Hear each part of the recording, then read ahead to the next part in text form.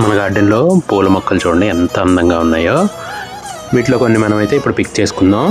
వీటితో పాటుగా కొన్ని వెజిటేబుల్స్ కూడా ఉన్నాయి, అవి కూడా అయితే మనం హార్వెస్ట్ చేసుకుందాం. ఇక్కడైతే వంకాయలు ఉన్నాయి, వంకాయలు అయితే చాలా బాగా వచ్చాయి. 3 రకాల వంకాయలు అయితే ఉన్నాయి, అవన్నీ కూడా మనం హార్వెస్ట్ చేసుకుందాం. ఇవి ఆకుల చోటున దాక్కుని ఉంటాయి కాబట్టి జాగ్రత్తగా వెతికైతే హార్వెస్ట్ చేసుకోవాలి. చూడండి ఇక్కడైతే గ్రీన్ వంకాయలు ఉన్నాయి, ఇవి కూడా మనం అయితే హార్వెస్ట్ చేసుకుందాం.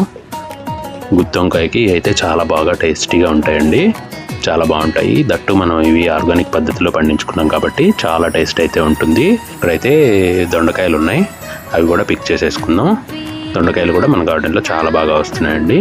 ఇవి ఎలా పెంచుకోవాలి ఏంటి అనేది కామెంట్ చేయండి, ఖచ్చితంగా నేనైతే రిప్లై ఇస్తాను.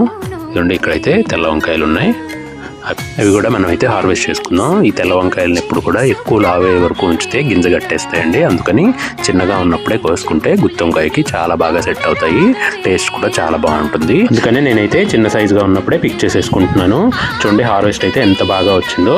ఈ హార్వెస్టింగ్ వీడియో మీకు నచ్చింది అనుకుంటున్నాను. ఈ హార్వెస్టింగ్ వీడియోని లైక్ చేయండి, మరిన్ని ఇంట్రెస్టింగ్ వీడియోస్ కోసం నా ఛానల్ని సబ్స్క్రైబ్ చేసుకొని నన్ను ఎంకరేజ్ చేయండి. Thank you.